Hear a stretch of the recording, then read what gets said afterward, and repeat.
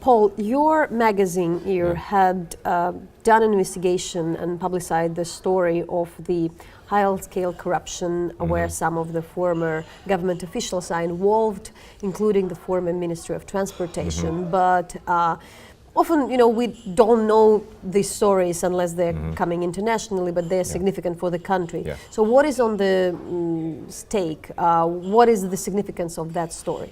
Well, the significance is that 10 years ago, 15 years ago, it was very clear to everybody in Latvia that the country was run by three oligarchs. Mr. Lembergs, Mr. Stressers, and Mr. Štēle. And they are? And Mr. Lembergs is still the mayor of Ventspils. Mr. Štēle was a former prime minister who continued to be very influential in politics and in business. And Mr. Stressers was a number of times the Minister of Transportation. And it was clear to everybody that basically all the important decisions were being taken by these three guys. For a decade?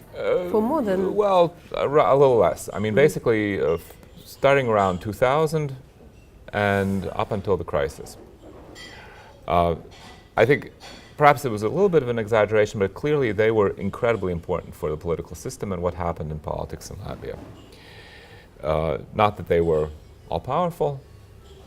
There were other governments. There could be resistance from the population. We had big protests in 2007 that led to the collapse of the government. But in any case, they were very, very important. And in 2009, our Anti-Corruption Bureau started listening to the conversations that one of these three, Mr. Stressers, was having in a hotel room where he met with all his business partners and other politicians. And they listened to those conversations for 2 years. In 2011, they decided that they had enough material to try to start a criminal process that would lead to the indictment of Stressers.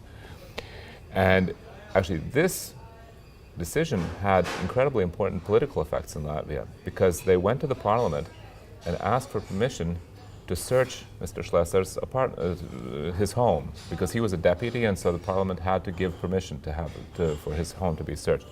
And the parliament refused. They voted down that request. They said, no, we're not giving you permission to search his home.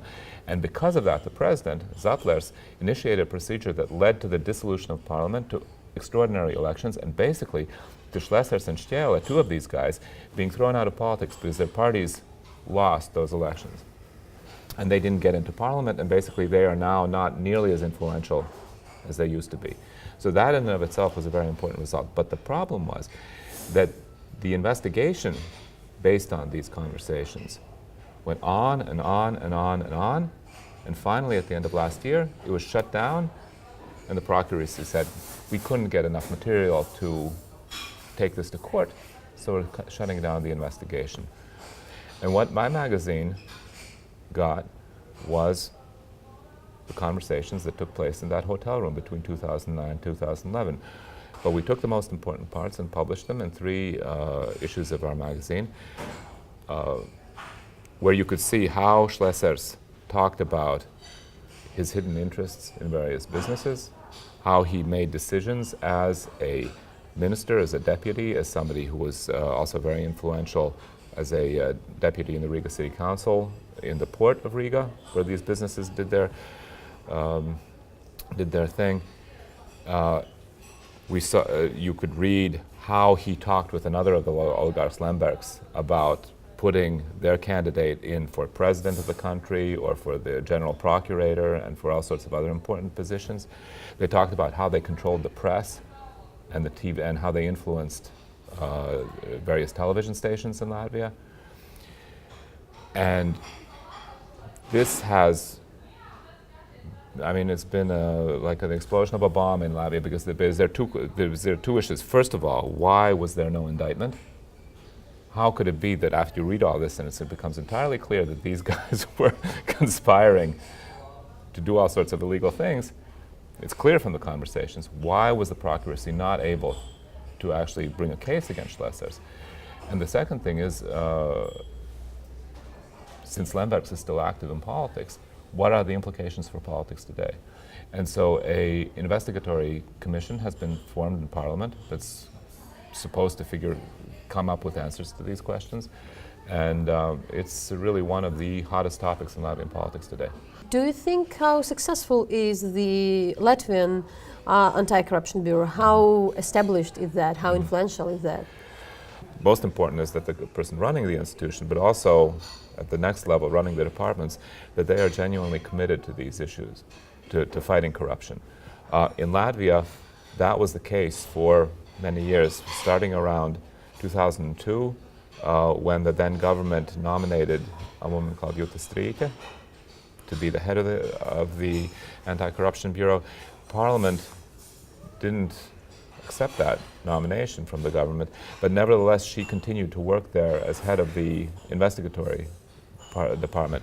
A number of other very important investigations and indictments were thanks to the fact that there was a group of people in the Bureau who were very committed to fighting corruption, and despite all the political pressure, and there was a huge amount of political pressure against them all the time, they were able to continue these investigations. Unfortunately, we're in a situation right now where it's not entirely clear whether the Bureau will really be able to fulfill that role of investigating high-level corruption. They still continue to arrest policemen and things like that for taking small bribes, but whether they will continue working on high-level corruption is an open question. But the fact is that for almost 15 years, this was an institution that really did a great deal of good, that was that the bad guys were actually scared of.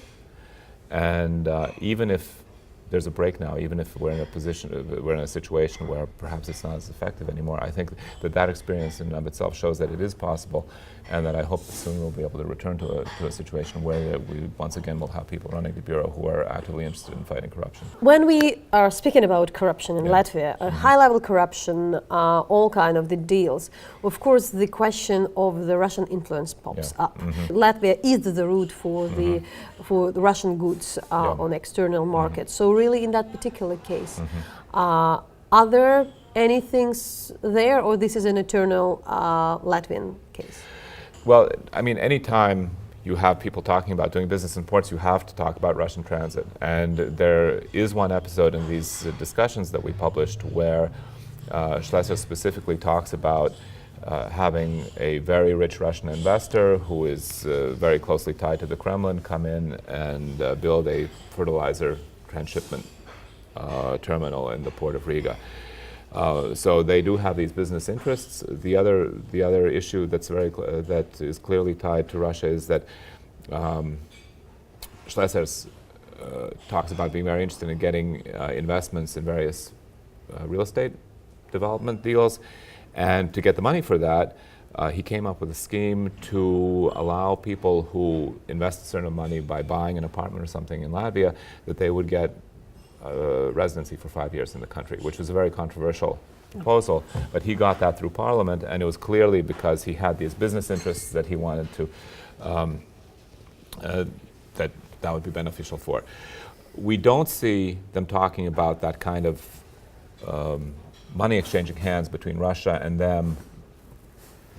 I'm not saying that didn't happen, but we don't see that. We don't see that in the conversations about direct sort of corruption coming from Russia influencing them. But the fact is that maybe that's not even necessary, because their business interests are tied to Russia, and so they're always very aware of what the Russians are thinking and how, and they don't want to do anything politically that could harm their businesses. So, just the fact that they're doing business with the Russians, and that's an important sort of income for them, is a tool of influence. And I think that the publication of these conversations, hopefully, and we see that happening because there was an immense amount of interest. I mean, these issues were just sold out. I mean, you never see every copy of a print run of a magazine be sold out, and the last one that we ran, we only, out of all the thousands and thousands that we printed, we only got 200 back that weren't sold. So there was an immense amount of interest in this, and I think, and I hope, that the people who up until now have been kind of able to close their eyes, this will force them to say, well, this is printed black on white. I read it, I read what they said, and they spoke in a very vulgar way. I mean, I'm not going to say all the words that they used, but you can probably imagine they used a lot of Russian swear words. And when you read that and you say, can I really accept this? And I think that for I hope that for a significant number of the people who are willing to sort of close their eyes, they won't be able to do that anymore because we published this. So basically, Russia is fighting. Sorry. Let's give it. So basically, we can say that with that, Latvia is somehow healing itself from the oligarchs. Yep, that's what we're trying to do.